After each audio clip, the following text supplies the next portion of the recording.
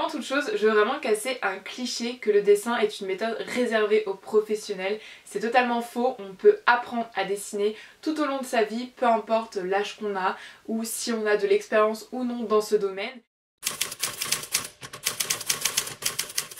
Salut, j'espère que tu vas bien. Aujourd'hui on se retrouve dans une nouvelle vidéo et on va aborder ensemble la thématique du dessin. Alors certes c'est un sujet que j'aborde pas souvent sur ma chaîne, mais j'avais très envie d'en parler avec vous parce que moi aussi je suis dans une phase où j'essaye d'améliorer mes dessins et je me suis dit que ça pouvait être intéressant de vous donner mes conseils et mes astuces pour qu'on puisse progresser tous ensemble. C'est pourquoi je remercie Dessindigo de collaborer avec moi pour cette vidéo.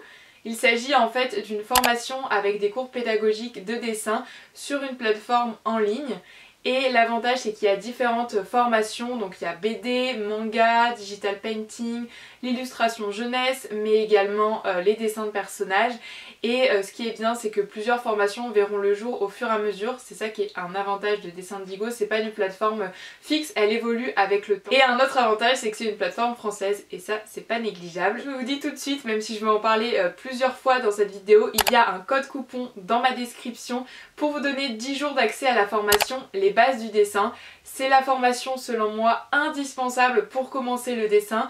J'ai eu l'occasion de la tester et vraiment je la trouve géniale et il y a beaucoup de choses enrichissantes pour pouvoir progresser dans le dessin et même des choses que j'ignorais parce que je pense, comme beaucoup d'entre vous qui regardez cette vidéo, on n'a pas forcément fait d'études dans le dessin et je trouve c'est pour ça que cette formation est vraiment enrichissante. Donc c'est pour ça que Dessindigo a eu la gentillesse de me donner un code coupon qui vous donne 10 jours d'accès à cette formation Les bases du dessin gratuitement. Donc je vous mettrai le lien en description si ça vous intéresse, donc allez checker ça. Donc c'est parti, je vais vous donner 10 astuces pour progresser dans vos dessins, donc ça va de l'inspiration à la pratique. Le premier point, et pas des moindres, c'est l'inspiration. C'est un sujet très important lorsqu'on est créateur ou créatrice.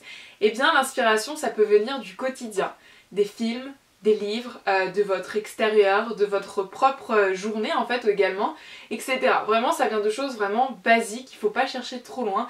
Parfois il faut juste regarder autour de soi et ça peut vous inspirer pour vos futurs dessins. Même si je sais bien qu'au début on sait jamais trop quoi dessiner, dans quoi se lancer, ça c'est quelque chose que j'ai eu beaucoup de mal et j'ai encore du mal aujourd'hui. C'est pourquoi une fonctionnalité de Dessindigo que j'aime beaucoup c'est le forum, parce qu'il y a plein de tutoriels avec plein de choses à dessiner, vous avez l'embarras du choix et je trouve ça pas mal pour débuter. Tu te donnes, tiens je vais faire cela, il y a tellement de choix que vous aurez que des choses qui vous plaisent.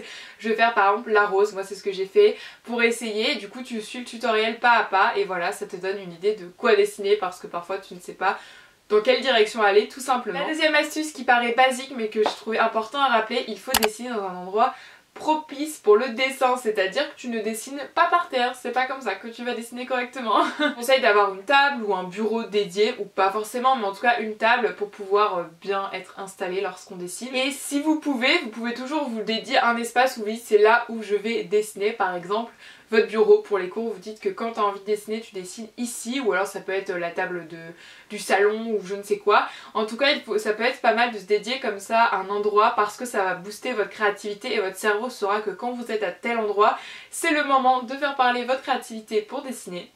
Mais c'est aussi important de varier les endroits pour dessiner. Vous pouvez par exemple sortir dans un café, etc. pour stimuler l'imagination et l'inspiration. La troisième astuce, c'est toujours de dessiner avec un crayon de papier et une gomme à disposition. Parce que oui, le dessin parfait dès le début, c'est très rare, surtout lorsqu'on débute. Alors oui, c'est très beau, les dessins faits directement au crayon noir, mais c'est plus réservé pour les personnes habitués, plutôt les professionnels qui ont un niveau plus élevé, donc ça c'est plutôt par la suite, mais au début je vous conseille vraiment de débuter au crayon de papier et rien ne vous empêche, une fois que votre dessin vous plaît et que les traits au crayon de papier vous plaisent, vous avez gommé les imperfections etc, de le repasser au stylo noir et après de gommer derrière les traits au crayon de papier. Ça sera toujours aussi propre, c'est juste qu'il vous faut une étape entre guillemets de plus pour dessiner correctement votre dessin, parce que oui on peut pas faire un dessin parfait du premier coup. Et c'est pas quelque chose de mal, hein, c'est quelque chose de normal, tout le monde passe par cette étape au début. Une fois que vous avez votre base du dessin, il faut toujours débuter un croquis en noir et blanc. Forcément si vous êtes comme moi et que vous adorez les couleurs, vous avez tout de suite envie de mettre plein de couleurs dans vos dessins, mais il faut d'abord se concentrer sur les traits du dessin avant de donner la profondeur grâce aux couleurs.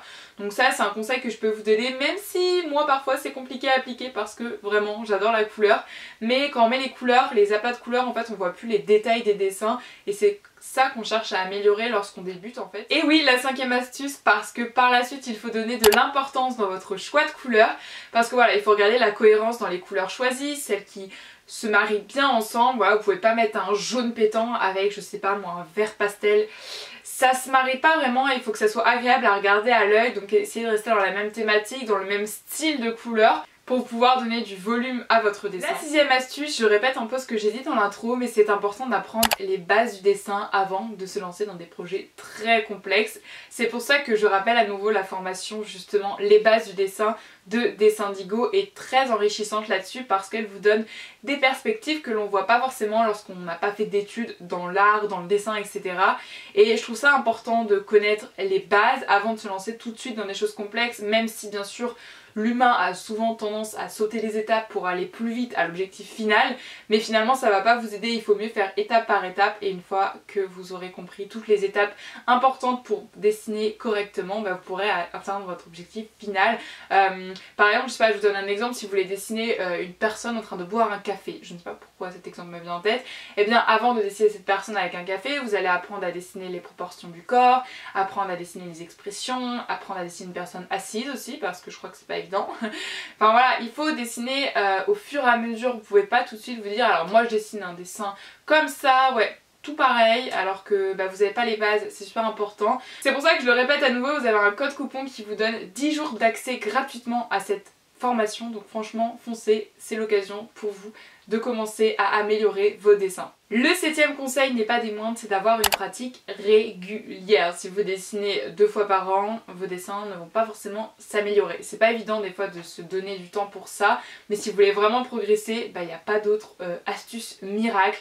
Il faut vraiment avoir une pratique régulière et s'entraîner quotidiennement si on peut, ou en tout cas assez régulièrement comme j'ai dit, parce qu'on voilà, on n'a pas forcément l'occasion de dessiner tous les jours. Du coup ce qui est bien avec la plateforme Dessindigo, c'est qu'il y a différentes formations comme je vous l'ai dit, avec plus de 10 heures de cours par formation.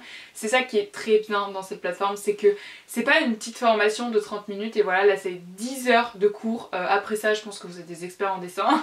C'est assez long mais au moins on peut le regarder en plusieurs fois, vous ne regardez pas les 10 heures en une journée et ça vous apporte beaucoup de choses. Donc c'est pour ça que je vais passer un petit peu en revue avec vous les formations que vous pouvez vous procurer sur la plateforme. Et avant toute chose je tiens à dire que les différents modules possèdent des exercices, comme ça vous savez, en fait c'est pas juste tu regardes la vidéo et voilà, non, tu regardes la vidéo et le professeur te donne des exercices à faire pour t'entraîner de ton côté et à chaque fois il y a une correction à l'exercice, toujours en vidéo, comme ça tu peux vraiment bien visualiser. En plus ce qui est pratique c'est qu'il y a différents angles lorsqu'il filme la vidéo, tu vois le professeur dessiner, tu vois ceux qui dessinent, tu vois un peu plus en diagonale, enfin je sais pas trop comment décrire, mais t'as vraiment plusieurs aspects on va dire du dessin, donc c'est vraiment très très clair comme vidéo. Alors bon, la formation des bases du dessin, je vais pas revenir dessus, je pense que vous avez compris le principe. L'autre formation c'est formation manga, donc pour ceux qui aiment l'univers justement des mangas et qui souhaitent créer leur propre personnage du style manga et l'univers qui va avec, la situation, etc. Cette formation est faite pour vous. Il y a également la formation Digital Painting. En fait c'est pour les personnes qui aiment dessiner sur Photoshop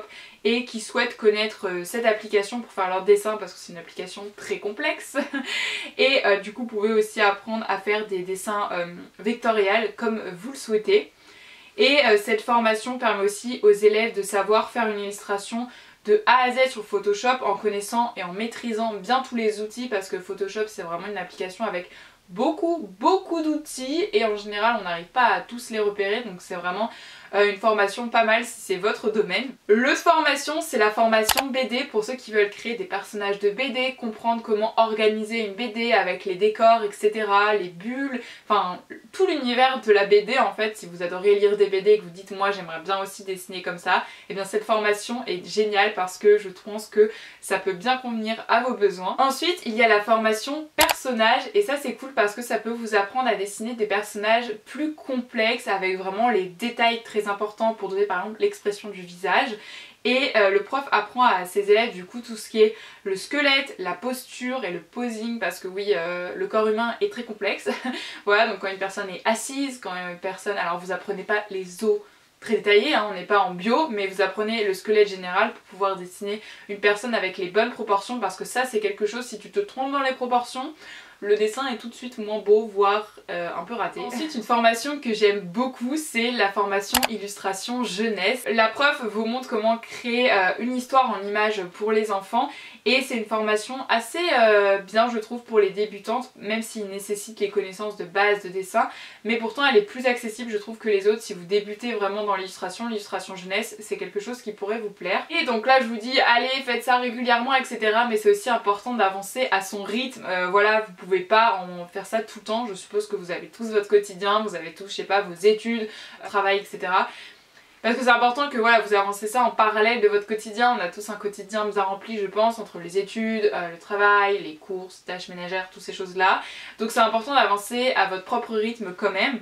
Et l'avantage de Dessindigo, c'est que certes il y a plein de formations qui durent très longtemps, mais vous n'êtes pas obligé de le faire maintenant. C'est vraiment un planning libre, vous calez les heures de formation quand vous voulez dans votre semaine et ça je trouve c'est vraiment bien parce que on n'est pas obligé de suivre un cours je sais pas tous les soirs à 17h, j'ai une heure au pif et non vous pouvez vraiment faire votre planning librement et ça c'est vraiment un point très positif de la plateforme. Et l'équipe des professeurs est disponible presque toute la semaine pour répondre à vos questions sur le chat ou le forum qui est du coup disponible sur la plateforme. C'est vraiment une plateforme où il y a beaucoup de choses, elle est très complexe, même moi ça fait 6 mois que je l'utilise et j'ai pas eu le temps encore de faire vraiment toutes les formations tellement il y a de contenu enrichissant. Passons au 8e conseil, c'est de trouver un partenaire pour dessiner. Là vous vous dites Marie, qu'est-ce que tu nous racontes? En fait, c'est super important de pouvoir partager vos dessins, l'avancée, vos doutes, etc. et de parler à quelqu'un. Ça peut être quelqu'un de votre entourage, un ami ou une amie, quelqu'un de votre famille qui aime aussi dessiner et vous avez envie de vous mettre au défi d'apprendre à dessiner ensemble et du coup vous pouvez voir vos évolutions, vous partagez vos dessins. Je trouve que c'est toujours enrichissant le partage en fait, t'apprends toujours quelque chose de partager tes créations et ensemble vous pouvez vous donner des défis, par exemple vous pouvez même faire une petite communauté sur un compte Instagram ou d'autres réseaux sociaux, une communauté de dessin pour montrer ensemble vos progressions, vous pouvez partager des petits... donc tel jour j'ai dessiné ça, qu'est-ce que vous en pensez, je suis pas trop sûre de mon personnage etc. Et comme ça vous avez des retours et un regard extérieur, c'est super important parce que lorsque tu dessines, toi tu vois ton dessin tout le temps et t'as du mal à prendre du recul, c'est assez compliqué. Donc le fait de le montrer à quelqu'un d'autre, lui il pourra voir ce qui ne va pas ou au contraire ce qui va aussi parce qu'il y a toujours des qualités dans un dessin. Et du coup je trouve ça très enrichissant comme idée. Le 9e conseil rejoint un petit peu le 8e, c'est de vous donner des challenges. Parce que oui, dessiner c'est bien dans son petit coin mais c'est aussi bien de se mettre au défi. En tout cas moi c'est quelque chose que j'aime beaucoup. Par exemple vous pouvez mettre au défi de prendre une photographie soit personnelle que vous avez pris vous-même, soit vous trouvez sur internet et de la reproduire, comme ça vous avez l'inspiration, vous savez quoi dessiner et là c'est juste à vous de vous challenger pour réussir à reproduire la photographie. Alors attention, reproduire une photographie ce n'est pas faire un dessin réaliste, loin de là, ça peut être... en fait chaque photographie tu peux la reproduire d'une façon complètement différente. Tu n'es pas obligé de la reproduire de manière réaliste, ça peut être un autre style, par exemple l'illustration jeunesse, tu ne fais pas un dessin avec trop de détails sinon l'enfant ne pourra pas trop capter l'intention du dessin. Donc voilà, c'est un point que je voulais quand même souligner. Et enfin, la 10e et la dernière astuce, c'est de varier les techniques. Donc il y a les pastels, les crayons de couleur, les feutres, ça peut être aussi les crayons de bois, il y a plusieurs mines de crayons de papier, etc. Vraiment varier les techniques, la peinture aussi, si vous êtes un peu plus à l'aise avec ce type de méthode. C'est super important, essayez plusieurs techniques si vous ne savez pas laquelle est la vôtre au début, ce qui est totalement normal. Donc voilà, essayez plusieurs techniques, vous allez bien finir par trouver quelque chose qui vous convient. Ou alors vous serez un peu comme moi et vous aimerez différentes techniques parce que c'est aussi bien d'être polyvalente. Donc voilà, cette vidéo touche à sa fin, j'espère que mes 10 astuces vous ont inspiré et vous ont motivé à commencer à vous challenger pour apprendre à mieux dessiner, ou si vous êtes illustrateur, illustratrice et vous commencez déjà à dessiner depuis longtemps, j'espère que ça pourra vous donner des idées pour essayer d'améliorer vos dessins. En tout cas j'ai hâte de voir vos retours en commentaire, c'est super important, laissez-moi un petit commentaire, ça aide beaucoup la chaîne, n'hésitez pas aussi à liker cette vidéo si elle vous a plu. Et n'oubliez pas d'aller voir en description le lien pour avoir gratuitement pendant 10 jours la formation Les bases du dessin. et si peut-être ça vous inspire, n'hésitez pas à vous procurer une des autres formations que vous pouvez acheter. Donc voilà, je suis très contente d'avoir collaboré avec Dessin d'Igo pour cette vidéo, ils m'ont beaucoup aidé pour du coup qu'on puisse vous faire une vidéo de qualité, donc j'espère que le résultat vous convient, vous plaît, etc. Et sur ce, je vais arrêter de parler, n'hésitez pas à t'abonner à la chaîne si ça t'intéresse. Moi c'est Marie, j'ai 20 ans et j'adore faire des vidéos dans l'univers créatif. Je ne suis pas fermée à une catégorie, j'aime un peu toucher à tout et je fais aussi des vidéos sur les études. Si tu es encore en études, ça peut toujours t'intéresser. Et voilà, sur ce, je vais arrêter de parler, je crois déjà pas mal parlé dans cette vidéo. Je vous fais plein d'énormes bisous et on se retrouve très bientôt pour une prochaine vidéo. Bye!